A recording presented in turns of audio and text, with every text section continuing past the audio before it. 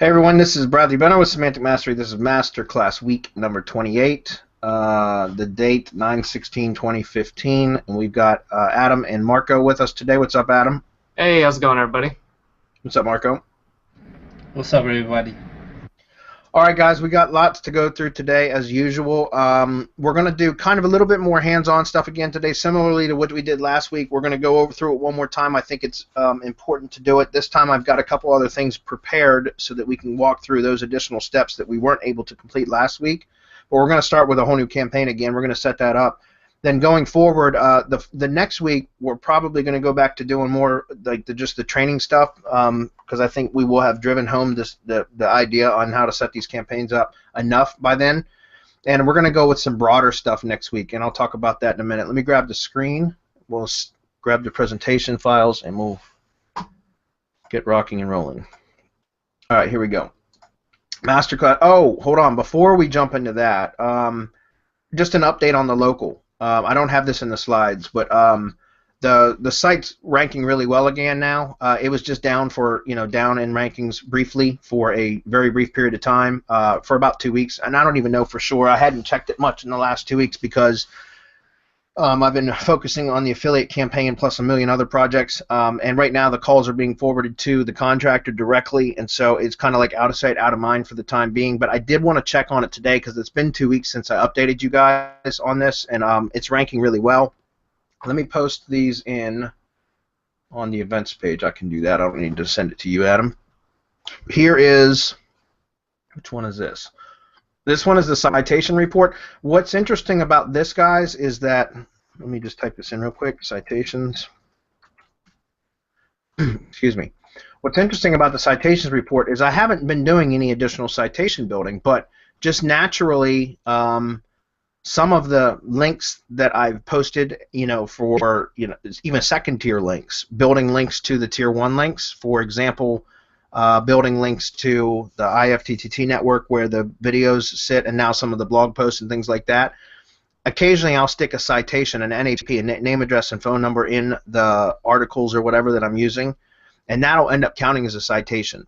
A lot of the times I won't do a structured citation where, in other words, it won't be name, address, phone number plus a link to the money site, especially if it's a second-tier link, because I don't want that. Then it becomes a first-tier link, right? So I don't typically do that, but just a name, address, phone number mention is enough to be considered a citation. So you'll see that that's what you're seeing here. Some of these are still citations that are actually being indexed because they take forever, but some of these other ones here are from second-tier links that had a mention of the name, address, and phone number. So we're still building. In just the last 2 weeks, another new 8 citations have been found, and that in part is probably part of the reason why we're ranking well in maps again. So I just kind of wanted to very briefly go over that. Here is the local ranking report. Let me post that on the page too. Local report. All right, we'll just look at this very briefly as well. We could go take a look at it in Google, but we're ranking for like really well again in maps. Basement remodeling A, bathroom remodeling C, kitchen remodeling A, home remodeling A. Remodeling is the broad term. It's not ranking in maps for that at all. At least it doesn't look like it is. If it is, it's not ranked in the top 3 anyway, so really what difference does it make? But you can see that we're also ranking for basement remodeling Haymarket in the A position and kitchen remodeling Haymarket in the C position. So the site is doing well. I actually haven't looked to see, I didn't have time today to look to see how many calls we've had in the last 2 weeks, if any. Remember, this isn't a keyword that returns a whole lot of phone calls, so but by next week I'll have another report for you because it's been 2 weeks, and I'm going to contact the contractor next week and talk to him about monetizing it and see if he's, after I've looked at the call reports to see what's available, what kind of calls have gone to him, if any, and then we're going to talk about monetizing it so that will be 100% completed. All right.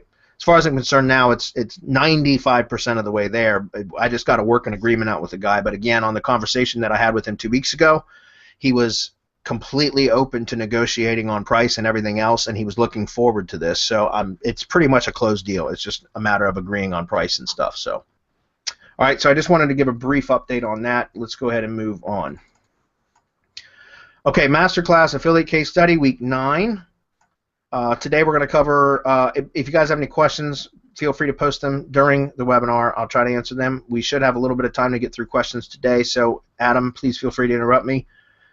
We're going to review some of the ad campaigns that have been running again for the last couple weeks. I want to talk about, I know last week I showed you guys how there was this huge error in AdWords that cost us like $580 in 2 days, and I'm going to show you how I got that resolved, and actually it was, I learned something about AdWords as well, so I kind of want to walk you guys through that because I just learned it myself. I did another product review this week. We'll talk about that, and then we're going to actually set up, another ad campaign, okay? Ad campaign review, let's see. Let's go into AdWords. Do we have any questions yet, Adam? Probably not, but do we? Not related exactly to what we're doing, so we got some stuff for the end. All right, cool. Let me refresh just to make sure all the data's fresh. Come on, it's hung up. All right, so first thing we'll talk about is if we go back, and let me set this back for 14 days, guys, because I want you to see this huge spike right here. Remember last week, guys, I told you about this. There was 2 days in a row, September 4th and September 5th, where AdWords displayed my pre-roll ad, my in-stream ad, before thousands and thousands of videos, literally thousands of videos that were absolutely unrelated to what my targeting lists were, and it showed that it showed $580. And if you take a look, these were two of them here. Let's see, this one here, and then I think it was this one here, these two here. Yeah, you can see the pricing here. This one showed in 2 days $359, and this one was $187. And that was something that I had to get resolved. Well, I ended up calling AdWords, and believe it or not, they're incredibly helpful when you call them. I guess when you're spending money with Google, they like it. So I called them. I got right through to somebody. I mean, I was on, like, it literally took about 30 seconds to get through to somebody, and they showed me how they said, oh, yeah, that's crazy, but they showed me that we weren't actually billed for this. This is showing what the display costs were. In other words, if I had been billed for it, it would have been this much for these two, and this was completely an error on their part. They admitted it. But if you take a look, and again, I didn't know this, guys, and that's why I want to show this to you. If you go up to, how do we shut that thing off? Let's do this. If we go up here and go to billing, and this is for, again, guys, I'm learning this as I go, but I thought this was pretty cool. If we take a look at the campaign activity, and we go back to September 4th and September 5th, you can see what it shows the billing date. This is September 4th. It shows the served costs, so ads served, but then at actual costs. And you can see that AdWords made the mistake, and so they didn't bill me for it. So that day I only spent $2.40 on that ad, even though it showed in AdWords campaign data dashboard that it served $120 worth of ads, but it only charged me for $2.40. You guys see that? All right, and so if we go back to billing summary, we'll look at September 5th. It's going to be this one. You'll see the same thing here. This was for the other one. It showed $349 worth of ads served, but it only charged me for $3.60. And likewise, $59, but it only charged me for $2.40. So I just thought that was pretty cool. I didn't realize that you could go in and see exactly how much spend you were spending each day and everything. I didn't realize you could do that. Maybe some of you knew that, but I didn't. So I thought that was cool. I learned something new. So AdWords actually never billed us for that. It just looked like they did. And I was pissed for days. So I had actually turned my ads off on those, and so they didn't run for a couple days or several days while I was waiting to have time to call them. Excuse me, I need to go to campaigns. But now it was resolved. They had already resolved it for me, and so it was just a matter of them showing me how they, where to find that data. So I thought that was cool. I was really surprised at how easy it is to work with AdWords people. They were really, really helpful. And unlike Facebook, apparently, we're having issues with our Facebook account, and they're not near as helpful, apparently, as AdWords are. So I thought that was interesting. Okay, that said, is there any questions on that, Adam? If not, I'm going to keep rolling. Yeah, keep on rolling. Okay. All right, so some of these guys, I think something happened to the conversion tracking pixel. I know that AdWords is changing how conversion tracking pixels fire. There's been some articles about it. I have not had time to go through them in depth. I've kind of skimmed over a couple of them, and I don't know if they've implemented it just yet, but I know there's some issues with the conversion tracking pixels, so my conversions aren't looking great over here at all. In fact, there's some of them that aren't showing conversions that I know have converted, so I've got to dig into that. I haven't had the time to do it, but the one that we set up last week was Eat That Frog. You can see that it's only running $3 a day, and we're looking at the last 7 days. Wow, I must have had it because I probably had it at $5 a day to begin with. But you can see that we've had 291 views, which is a 24.77% view rate, which is pretty high. Okay, and we had 4 clicks over to the actual page, which that's not great, but that's not bad either, considering it's a new campaign. So I wanted to show you guys that. There's a couple other things that were working pretty well.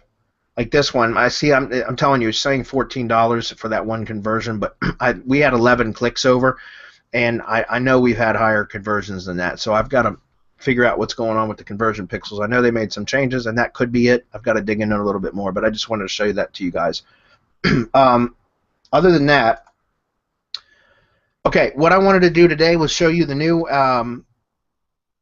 product review that I did, and then we're going to set up another campaign. We kind of did this last week, but we could only do it to a certain point because the V-roll ad hadn't been created. Well, we created it. Remember, we did that live during the call last week, but it takes 15 to 30 minutes roughly for that V-roll ad to be completed, completed and delivered by V-roll.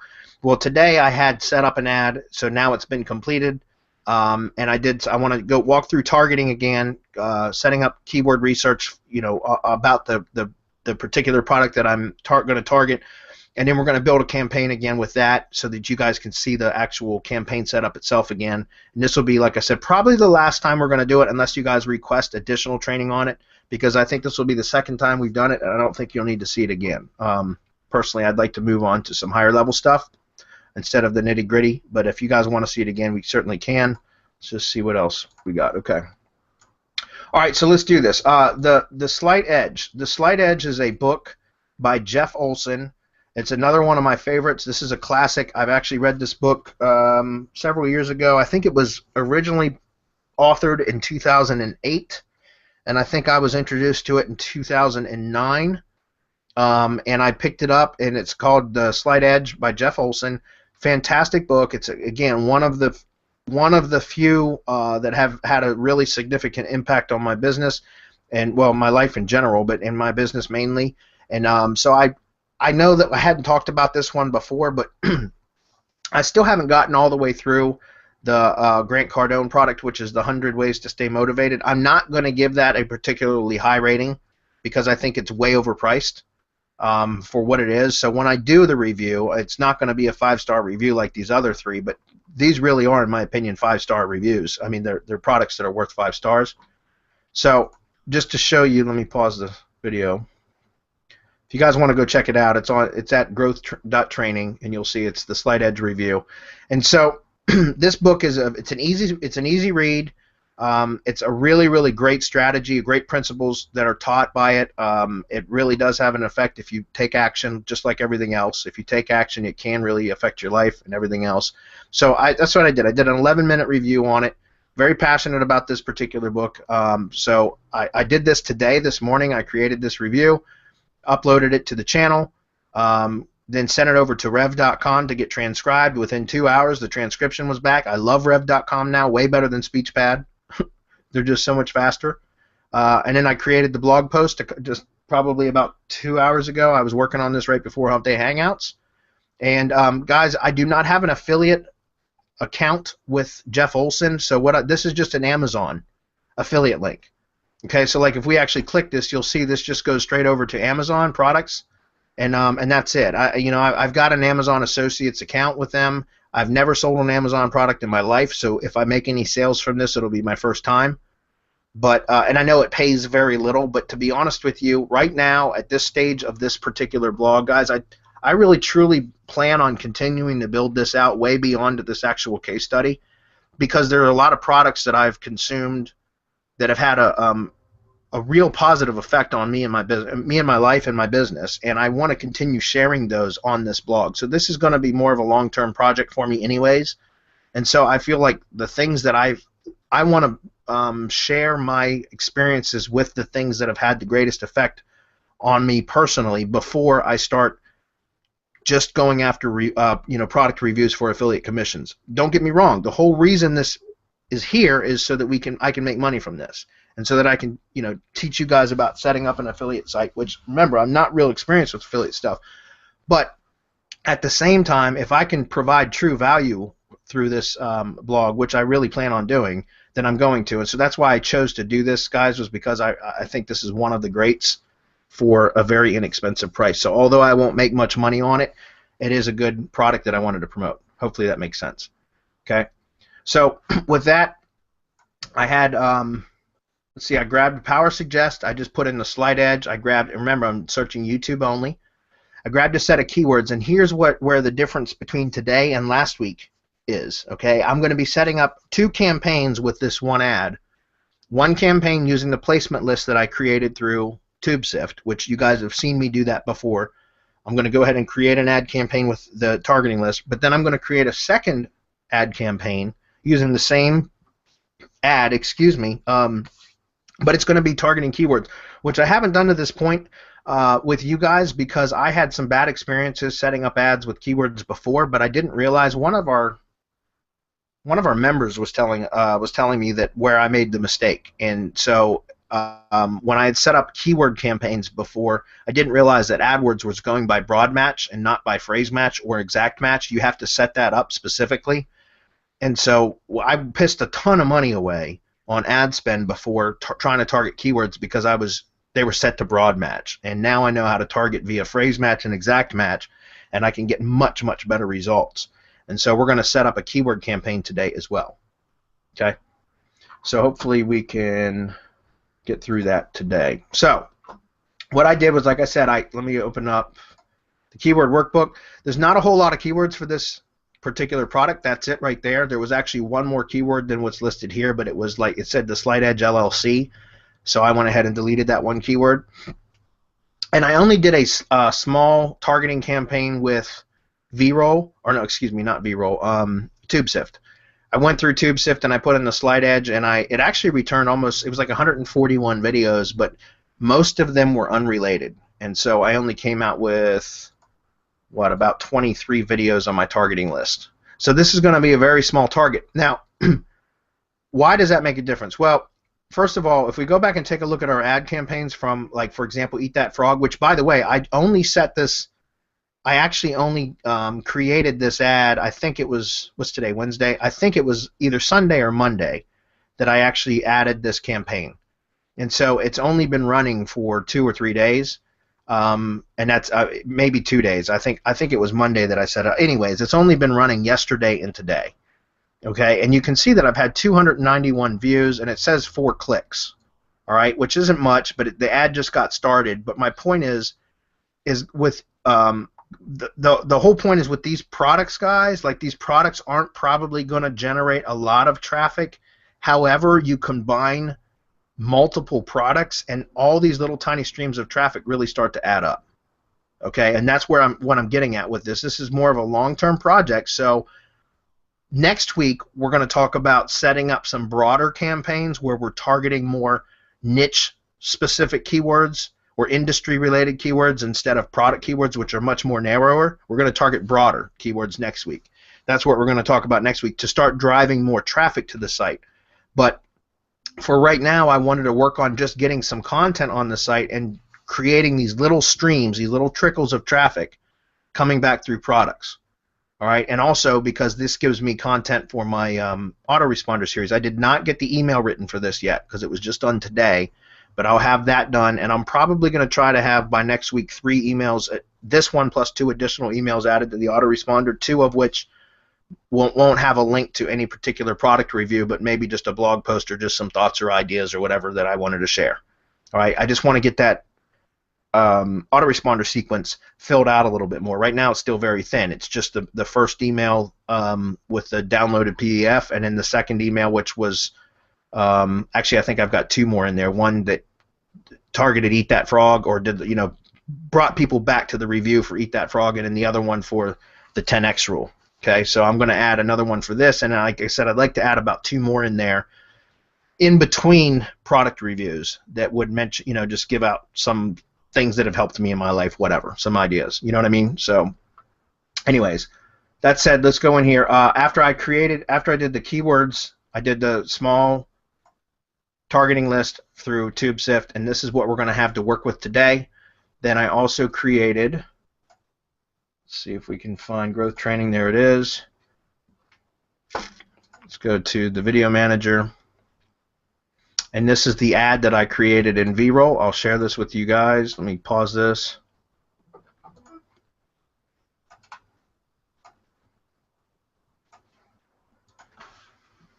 Let's see, this is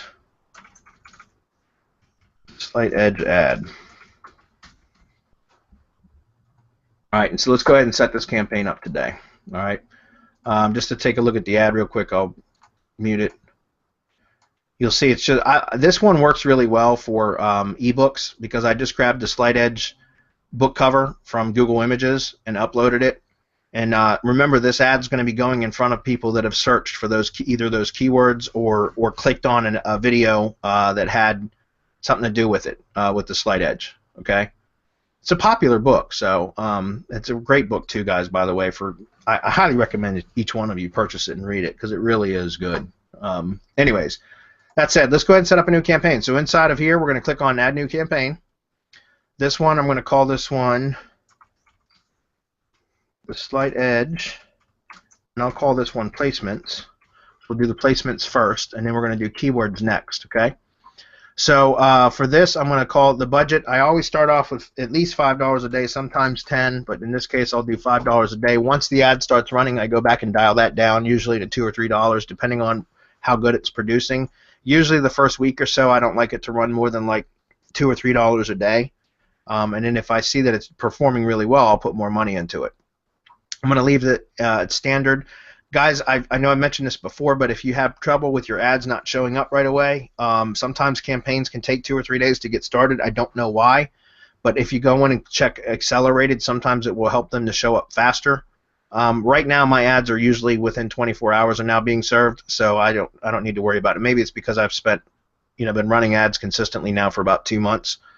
I don't know. I'm not 100% sure how AdWords works exactly. It's kind of still new to me. Networks, I'm going to just do YouTube search and YouTube videos. I do not want videos on Google partner sites. Those are like the display network sites. I don't want that. That's not what I'm targeting here. For locations, I'm going to leave all counties and territories because it's targeting by English. Anybody that speaks English, this ad should be shown in front of. Okay? Video ad, let's see, I think it's still on the clipboard, but I'll grab it again anyways. This is where I'm going to paste the URL in. And here it is. Here's the video. I'm going to be doing an in-stream ad. I'm going to turn in-display off. However, guys, we haven't set up an in-display ad with you guys yet. So maybe next week, on top of doing, well, you know what I'll do is next week I'll prepare for doing the broader campaigns, which are going to generate more traffic than these product campaigns. And what I'll do is I'll have ready some thumbnail images and stuff so that we can set up a couple in-display campaigns as well. I'll have to have the ad copy ready and everything else, but we'll go through that next week. Matter of fact, let me make a note of that right now so that I don't forget to do that. We'll do some in-display ads next week too because I know we have not done that yet. I played with those recently. I still get better results with in-stream ads, but in-display ads are really, really cheap. So we'll go through that next week, okay? All right, so for in-stream, the display URL and the final URL. The final URL is the destination. Well, all I'm trying to do with this ad is drive people back to the review post. That's it, okay? So I'm going to come over here and grab the review. This is the URL for the review post, and I'm going to paste this in. And Google should, or YouTube should, when I click outside of the box, it's going to just truncate the URL down to its root, and that's going to be the display URL. And that's fine with me, okay? And I'm going to scroll down here because that's pretty much ready, ready to go. That's why I like using V-Roll and TubeSift and everything because it's so easy to set ads up, all right? Scroll down here and look at, if we look at schedule date, guys, remember, where this comes in, where this is nice to have a schedule, like guys, you can actually have ad scheduling. So for example, and I just want to show this to you guys because I don't know if I walked through this before. I think I probably glossed over it very quickly. But take a look at ad scheduling. If we click on custom schedule, you can actually set days and times, like windows that you want the ad to show up. So where is this useful? This is really useful for local campaigns. I've done some local ad campaigns. In fact, I've got a client right now that I'm probably going to be setting up a rather large YouTube campaign for. It's a local client. I actually was trying to sell him on it just the other day, and I think he's going to do it. And so what's nice about these is, like, if you've got like hours of operation, or for example, if you don't want people looking at your ads at 2 o'clock in the morning, like, who the hell at 2 o'clock in the morning is looking for an HVAC ad? You know what I mean? I guess it could happen if it's hot as hell in your house or cold as hell in your house, but for the most part, what I'm getting at is that, you know, you can actually have your ads only show up between certain hours or certain days. Like, for example, let's say that the company doesn't work on Sundays and they don't want to be bothered, then you could say, well, I don't want them ads delivered or served on Sundays. If that makes sense. Okay, so you can do like hours of operation, you can do whatever, but I think that's pretty cool because you can set up custom times specific to your client. All right, that's a way to save on ad spend but still get a pretty good return. All right, so anyways, that's just that. Ad delivery, this is, I know I mentioned this before, but the only time that the ad rotations matter is when you have both in-stream and in-display ads checked. If you're only doing one or the other, then having ad rotations makes no difference whatsoever. So next week when we do an in-display ad, because again I just made a note of that, when we do an in-display ad next week, we'll talk about these more. Okay. Frequency capping, I like this feature because this is saying if somebody sees this ad, let's say 3 times, and they haven't clicked on it, stop serving this ad to them. Okay, and that's a good way to not piss money away on serving an ad that the viewer doesn't want to click on over and over and over again. I don't know how likely that is to happen, but if it is, this is a way to eliminate that so you're not throwing money away. Okay. Content exclusions, this is if you don't want it to be in front of certain videos or certain topic types or age groups, things like that, but I'm not worried about that. So I'm going to click Save and Continue. All right, targeting group 1, I'm just going to call this placements. Bidding cap, this is a amount per view you're willing to spend. I usually don't go more than, I've set it at 50 cents before to try to get ads to serve quicker, just initially, but usually I don't have to go more than 25 cents. If we go back and look at campaign data, you'll see that my ads are usually anywhere between 3 to 15 cents per click, usually. Okay. All right, demographics, edit here. The only thing that I don't like is the 18 to 24-year-olds, and the reason why is because they don't ever spend any money. They're just on YouTube to play around, and since they don't have any buying power, I just uncheck 18 to 24-year-olds, and that's it. Okay, no sense in serving them an ad that they're not going to take advantage of or click on, or that they're not going to spend any money. So don't waste your money. Okay, I'm going to click done. Interest, guys, this is where you can narrow down by interest, and this is, I found really poor results playing with this. I haven't done enough because they were such poor results. I haven't played with it a lot. Maybe at some point when I get more advanced, I'll know more about this. That's probably going to be beyond this case study anyways. But you can go through here and actually check like different kinds of interests and stuff based on what the user, the viewer in their Google profile has, what kind of records the Google profile has on them as far as what their interests are and things like that. So this is just a way to narrow down. I don't particularly care for that because, especially with us doing placements in this case, we're going to be setting the ads to only show in front of very specific videos. So narrowing it down really is unnecessary. Okay? Other than I don't want it to show between 18 and 24-year-olds because they don't ever spend any money anyways. Right? All right, so the placement list, let me just grab this right here. That's just these, 23 URLs, I believe. Paste this in, click, add all, done, and that's it. This campaign's ready to go, so I'm going to click Save Targeting Group. As soon as this wheel stops spinning, I don't even think I have to wait for that, but okay, this is showing my predicted budget spend. So if you play around with your numbers between your max cost per view or your max ad spend per day, this will change. Okay. It's interesting to see how it changes too. But anyways, I'm going to click Save Targeting Group. And that's going to be it. Now we're just going to wait for, it's going to be under review. I haven't ever had any of these not approved, so I'm sure it says not yet serving under review. I'm sure it will be ready. Sometimes it's ready in a matter of an hour. Sometimes it takes several hours, depending on how busy they are, I guess, inside the AdWords team. Okay. All right. So let's go back to all video campaigns. We're going to set up the other one, which is going to be keyword based. It's slightly different. We're going to walk through that as well. So I'm going to click on plus campaign.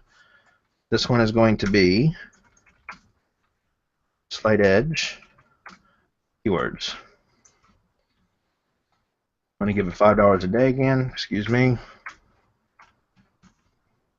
Interesting is I could show you guys after we set this campaign up, if we still have time, which I don't know that we will, but when I was building my placement list, like, it's crazy because things like the slight edge or a lot of these other keywords that we've targeted, and some, especially for more like the broader keywords like goal setting and stop procrastination or eliminate procrastination, that's kind of thing. Those kind of books, guys, or excuse me, those kind of videos have sometimes hundreds of thousands of views, and it ranges between thousands to hundreds of thousands of views. Well, we're going to be setting up some ads for Semantic Mastery over the next few days and YouTube, because we're having some issues with Facebook. And what I found is that it's really interesting, but SEO videos, like people like Learn SEO, How to SEO, SEO training, SEO tutorials, they have such a small view count compared. It's so specific. It's so narrow, I guess. And I find I've spent hours and hours building targeting lists for us. And what's interesting is I can go in for this particular niche, the personal development niche, and I can build a targeting list in a matter of minutes. Like literally 15, 20 minutes tops, and I've got my targeting list built. Keywords, placement lists, everything. I'm done in 15 to 20 minutes, which is beautiful because it makes it easy. But like for building SEO campaigns, targeting campaigns, I've spent hours this week building our targeting lists, and I've only got a small fraction of what I've been able to build with the personal development niche in just a matter of an hour or two, if that makes sense. So, anyways, I just thought I'd share that. Certain niches are going to be a lot more easy to build targeting lists than others, and apparently SEO is not an easy niche to build a targeting list, which I would have never imagined that without testing it. All right, so video ad. Let's grab the video ad. Sorry, that was kind of an aside, but thought that was interesting to share. Okay, in-stream only, get rid of in-display. I copy the URL to the product review.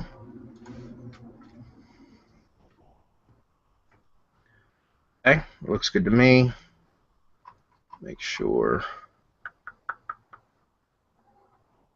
Okay, that's all good. Ad name, this is going to be keywords. Actually, call it ad one. And ad delivery, all of this should all remain the same, other than I do want to change my frequency capping down to 3. Should be good to go. Yeah, save and continue.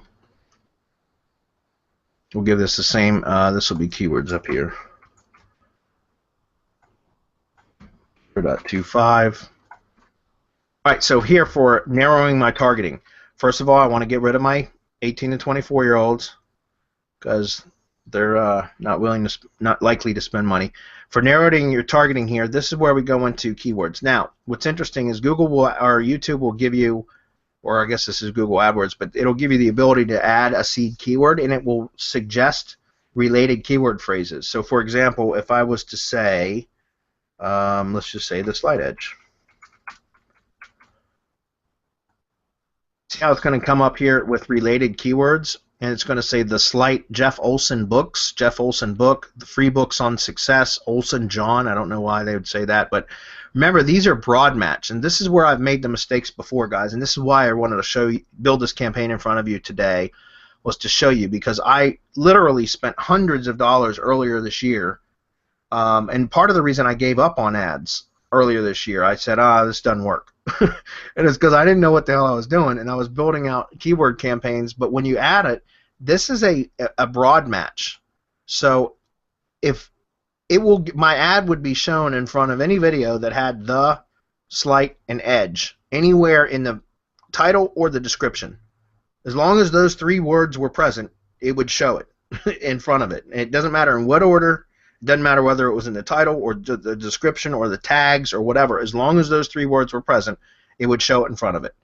And so I pissed a lot of money away that way, and I thought it didn't work. Well, come to find out, it's because it was looking at phrase match. At broad match.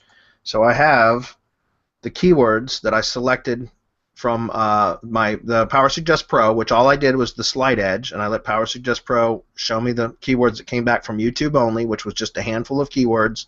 Copied all of them except for this one, which is the Slide Edge LLC.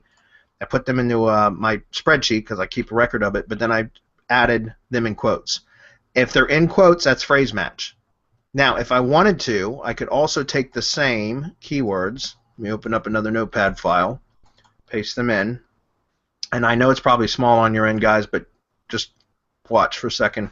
If I go to replace and I put quote in and then replace with a, well, I'd have to do it on both sides, so unfortunately that's not going to work. If I put them in brackets, okay, so if I did square brackets, that's going to be my exact match. So I don't know if you guys can see that, but exact match would be square brackets, okay? Personally, phrase match is good enough for me because what phrase match means is as long as the Slight Edge audio, for example, in this case, is in the title or in the description, my ad will show in front of it. Although it can have keywords in front of it, or it could have words in front of it or behind it, but as long as that phrase is intact as it shows here, my ad will get shown in front of it. Does that make sense? Hopefully you guys understand the difference. Okay? So phrase match just means that this keyword phrase has to show up in this order in order for my ad to show in front of it. Okay, broad match means as long as any of these 4 words in this case show up in the content anywhere in any order, it will get shown. And that's a waste of money in my opinion. Okay? So we're going to go with phrase match, like I said. Shut this down. Copy these. Come over here, click paste. And we're going to click add all, and now you'll see that it says exact and phrase match keywords apply only on the YouTube search network. These keywords are treated as broad match keywords outside of the YouTube search network. Does that apply to me, guys? No. Why doesn't that apply? Because remember on the first screen when I set up the ad, I checked for YouTube and YouTube search only, or YouTube search, YouTube network and YouTube search only. I turned off basically the display, Google Display Network. So the phrase match doesn't work on that anyways. Okay? So this does not apply this warning. So I'm going to click done because all of these are added. I don't want to add any more. I'm just going to click done. And then I'm going to click save targeting group. And one of them may give me an error because it's a very long one, and that's this one. I'm expecting it to give me an error because I think there's like a 10-word limit as a keyword. So let's see what happens. Yes, keywords cannot contain more than 10 words. I left that in there to show that to you guys. So if I go back in here, I want to go to edit. I'm going to scroll down to that really long stretch, that really long keyword phrase, which is incredibly, by the way, guys, this came out of YouTube Suggest. So what can I do with this keyword since I'm not going to be able to target it with my ad? What can I do with this keyword? I know there's a bit of a delay, so that's really not a question I'm expecting an answer for, but let's go to font and we'll blow this up a little bit. So this is the keyword phrase, guys, that YouTube Suggest returned, which means there is traffic on that keyword, and I can't use it for the ads. But tell me, isn't that a particularly long tail keyword?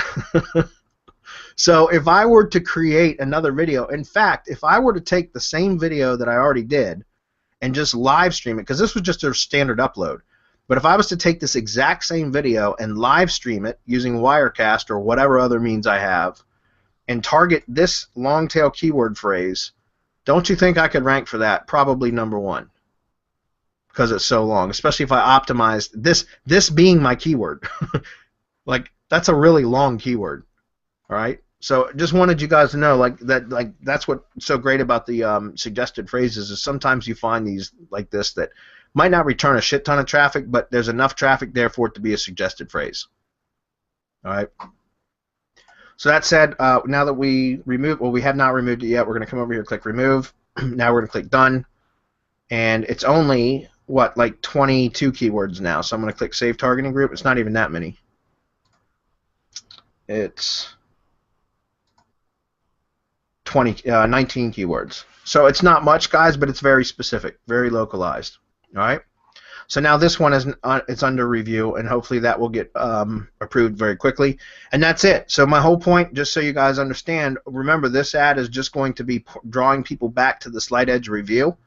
Hopefully they will either, one, click on any one of my affiliate links in here that all go to the same destination, which is the Amazon purchase page, or they'll click my opt-in, which my opt-in, when you refresh the page, will show up at the bottom here. Let me pause this.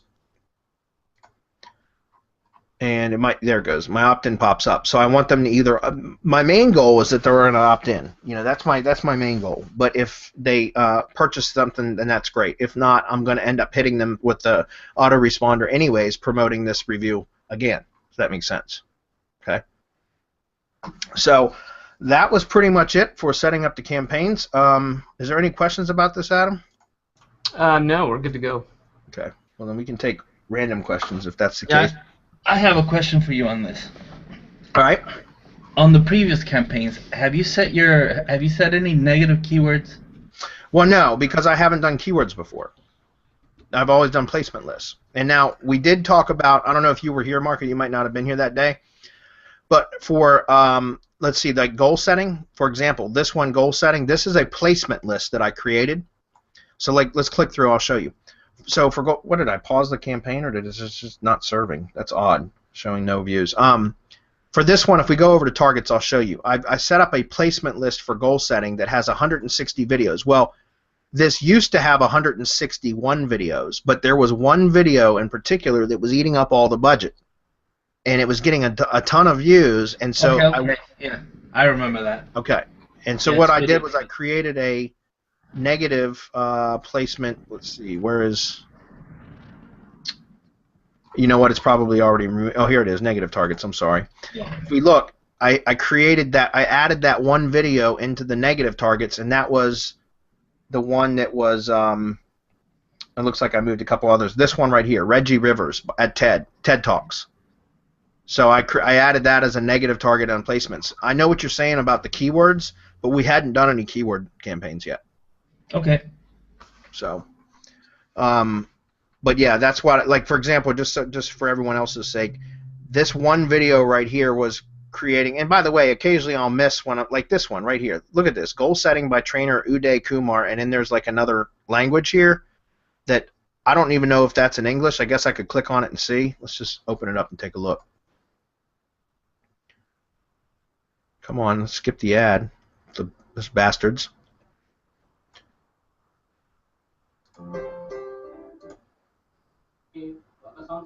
No, it's not English. It's not an English video. So this is a good opportunity for me to add this to the negative target. So I'm going to check on this, and I'm going to go up to change status. That's not it. Let's see. Where do I add the negative targets? Right there. Negative placements. Copy this URL.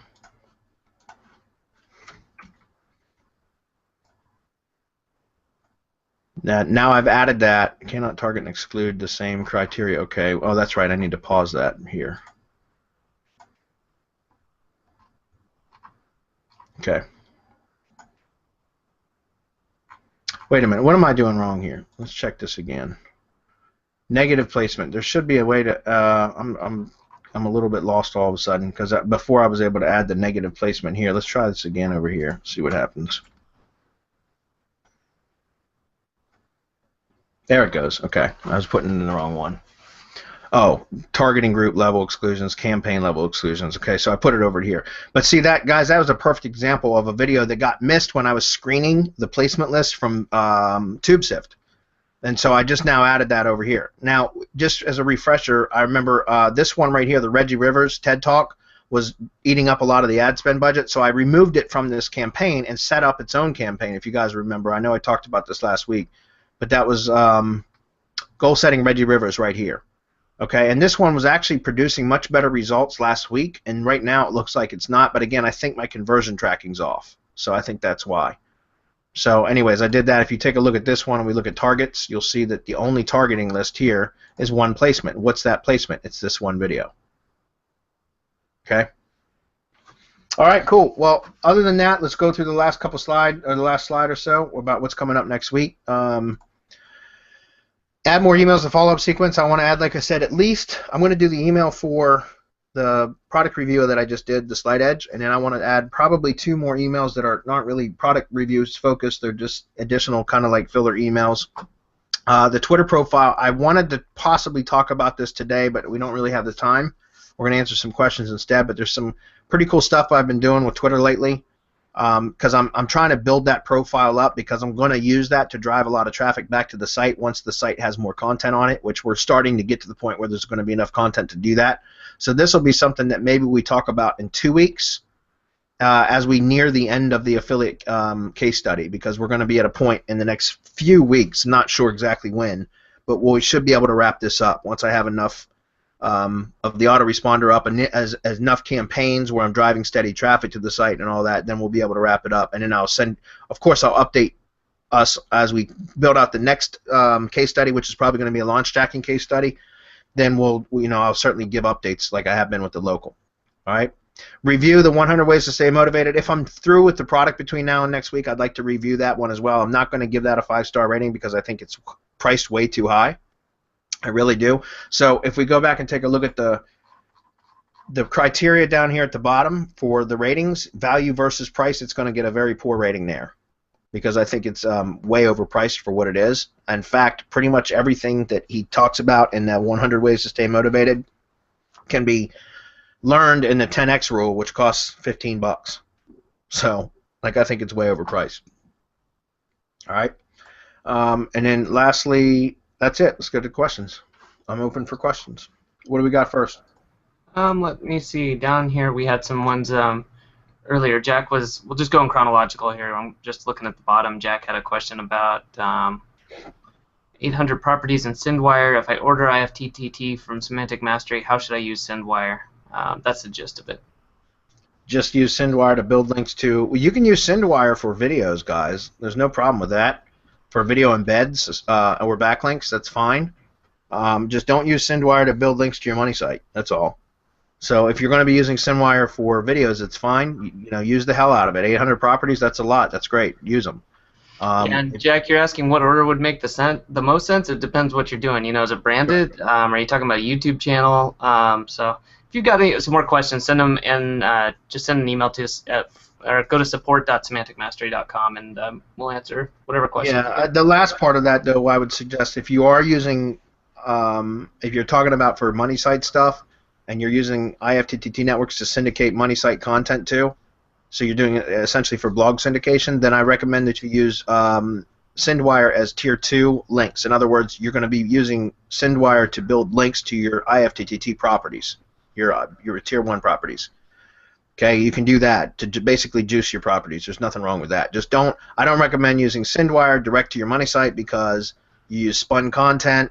A lot of the times the postings from SendWire end up formatting like shit anyways, and if you use spun content, just don't do it. Don't use spun content for Tier 1 links to your money site ever.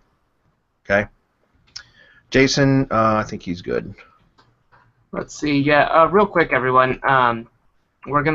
We started this last week, but we're no longer going to send links directly to the event page since there's always issues with that. So, but it'll be the same as always. You log into the training area, and the up-to-date link will be on the front page there as well as on the latest week. So, since there's issues from time to time with the event links, we're just going to do it that way. Okay. Let's see. Anatomy of an optimal landing page.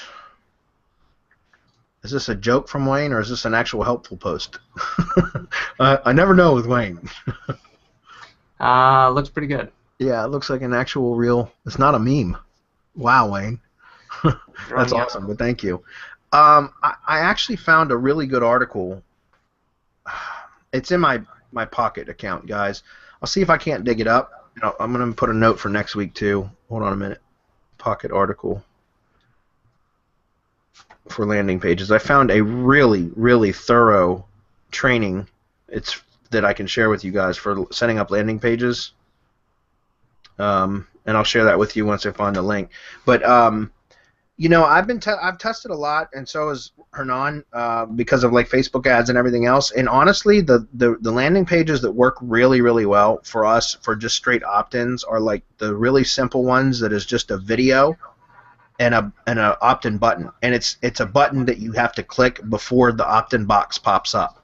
Because if you have and we've tested this, we've done a lot of split testing with like our own semantic mastery funnels, and if it has the opt-in form already on the page, then people already know what the intent of the page is for, and it has a lower conversion rate than if you have just a video. And this is just from our own testing, at least for the SEO products and stuff that we have for semantic mastery. But, and again, different industries might respond differently to, you know, different types of landing pages. But my main experience with landing pages has to do with what we sell at Semantic Mastery, and having just the video and then a button that you click to make the pop-up appear where you opt in, that actually converts way better. And it's because once that person makes that first click, they've already committed to the action of opting in, if that makes sense. And so we've tested that a lot, and we've tested different landing pages again that has to do with our semantic mastery funnels. But we've had some landing pages that had like more text on it and like even testimonials and things like that, and then compared that with, because we were doing A/B split testing, with just the video opt-ins pages, and the video opt-in pages always outperform them. And that might just be an SEO specific phenomenon. I don't know, because I haven't done a lot of testing with opt-in pages. In fact, the opt-in pages that I've got for growth training is just that, I believe. Let's go take a look at it. It's the same template that, yeah, it's this one. And that's because this template seems to work the best, at least in the SEO, our SEO funnels, guys. This template right here outperforms everything, and we've tested multiple templates. Okay, so I don't know. Again, maybe that would be worth a good test, Wayne. In fact, maybe I should set up some split testing with this to do some that have more content than this one, just to see if this particular type of crowd or audience will respond better to another type of opt-in page. I hadn't even really considered that yet, so that might be good as part of the test. See if I can improve conversions by using a different opt-in page. Okay, so pretty cool. All right, let's see. What else? Do we have anything else, or are we wrapping up? Let's see. I think we had one more. Rick, send in a ticket to me, but you should have that stuff that's in the training area. Yeah, everything should be. Yeah, everything should be in their training area, Rick, in the masterclass training members area. If it's not, just send in a support ticket and we'll get it straight. Okay, anybody else have any other questions, guys? If you have them, post them, because we got a couple minutes left. Otherwise, we'll wrap it up. I know there's a little bit of a delay, so Adam or Marco, do you guys have anything to add? No. Not off the top of my head. All right. Well, look, take a look at this. We'll look at, let's see, let me refresh. Might make me sign in again. No. All right, so growth training, guys, you can see that I had that. If we look at the last 7 days, there's only been 4 opt-ins in the last 7 days, and that's because I had those 2 ads turned off that were producing rel because of the issue with Google AdWords that they had already corrected on their end. And again, that's what I showed you at the very beginning of the training today. So I had that turned off for like, I don't know, 4 out of the last 7 days. So it hasn't produced a lot of subscriptions in the last week, but it was off for more than half of the week, if that makes sense. But you can see, guys, I mean, when did I set this up? Maybe a month ago. We started driving traffic into this funnel, and with just 1 or 2 ads, and now we're up to like what, 4 or 5 ads, and we got 48 subscribers. It's not a lot, but we're just setting up these little streams of traffic, right? And so cumulatively, they're going to start to build, and they're going to build, and you know, within the next few weeks, we could be up to, you know, 20, 30 subscribers per week, and that's going to be a fairly large amount. Now, again, this is a completely different funnel that has nothing to do with the training here, but I don't mind very quickly pointing this out. This is a funnel that I set up, and I've only got, and I know I talked about this before, but I've only got 2 ads running to this, and I think we spend maybe $2.50 a day to run ads to this thing, and it's been producing, you know, I've got 140 subscribers. I haven't done anything else to this. Took me about maybe, literally, I would say at most 10 to 12 hours, and 12 hours would be on the high side, to set this funnel up because I'd already had the training done on keyword research. This is a keyword research or keyword tools funnel that I set up. And and I did 5 organic videos. So I was trying to rank videos, organically. And then I set up these ads, and that's it. I haven't touched this thing, and it's steadily I'm steadily making money from this funnel. Again, I just got another check from ClickBank yesterday for $130. They send a check out. ClickBank says a check. Remember, guys, I'm not an affiliate guy. I haven't been. Okay, I like it. I just hadn't had the time before because of all the client work and lead gen stuff I was doing. But for 8 to 10 hours of work that I put into this funnel, ClickBank sends out a check every 2 weeks. My lowest check has been $50 and some change, and my highest check has been $300 and some change, and that's every 2 weeks. So I make an average of between, I would say, $50 to $125. I'm sorry, $75 to $125 every 2 weeks from this little funnel that I set up. That took me. I mean, if I said 12 hours, that's on the high side to set up.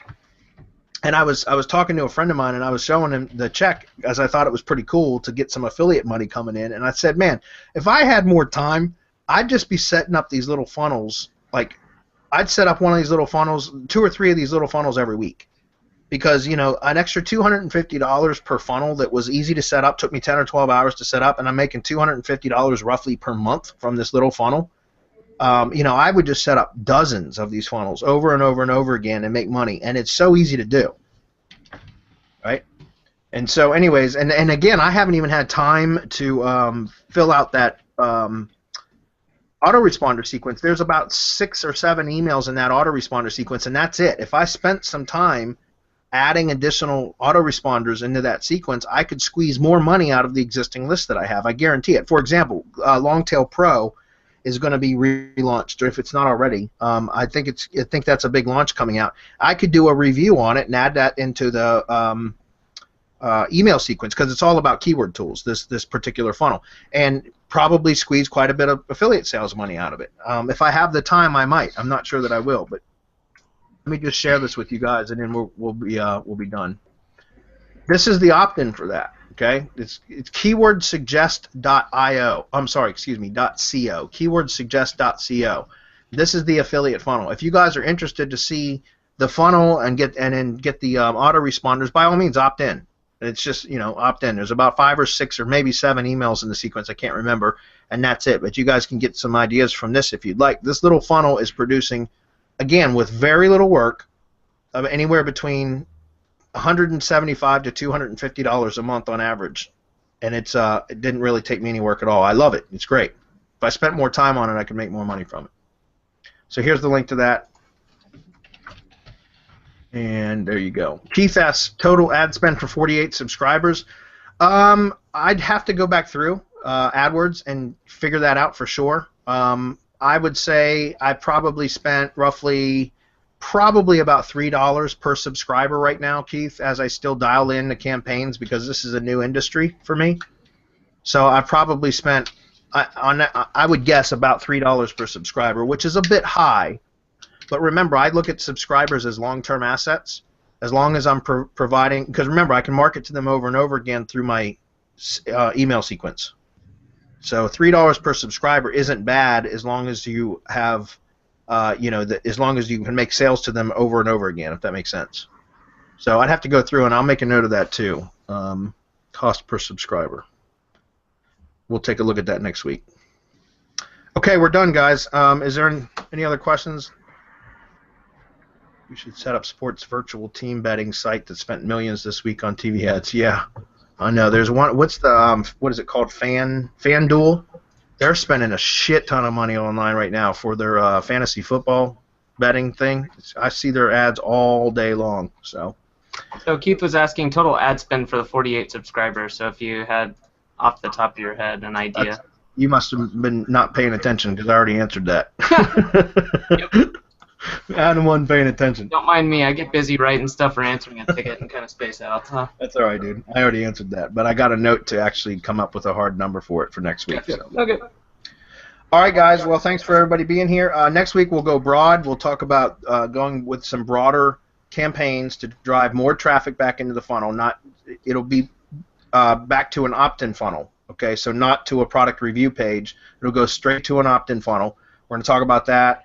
We're going to also set up an in-display ad next week because we have not done that yet. So we're going to talk about doing an in-display ad. We'll walk through the steps of that, and we'll cover it then. That's pretty much it. So thanks, guys, for being here. Thanks, Marco. Thanks, Adam. Awesome. All Have a right, good one. man. Bye.